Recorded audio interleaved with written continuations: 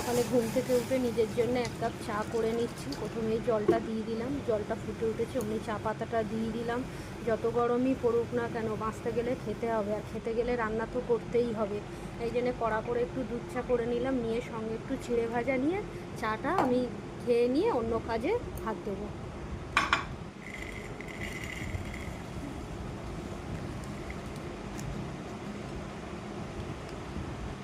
Hello বন্ধুরা, এখন প্রায় 9:30 মতন বাজে।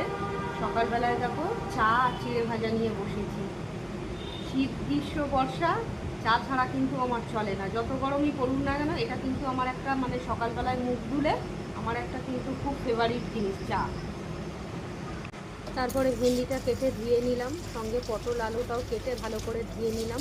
2 পিস মাছ আছে, ওই 2 পিস মাছটা দিয়ে পটল আলু দিয়ে একটু ঝোল করবো। গরমে মুখে কোনো রুচি নেই, কী যে রান্না করবো আর কী যে খাবো, মাথার মধ্যে একটা টেনশান আর টেনশান। এদিকে কড়াই তেল দিয়ে দিয়েছি, কড়ার তেলটা বেশ আমার গরম হয়ে গেছে। 2 পিস কাতলা মাছ আমি ভালো করে ভেজে নিলাম, নিয়ে মাছ ভাজা তুলে রেখে দিয়ে কড়ার মধ্যে একটু জিরে আর তেজপাতা ফোড়ন দিয়ে পটল আলুটা আমি ছেড়ে দিয়েছি। পটল আলুটা আমার ভাজা হয়ে গেলে একটুখানি মশলা পেস্ট করে নিয়ে, টমেটো, একটু পেঁয়াজ, আদা একটু পেস্ট করে নিয়ে, একটু জিরে পেস্ট করে নিয়ে আমি ওতে দিয়ে দিলাম।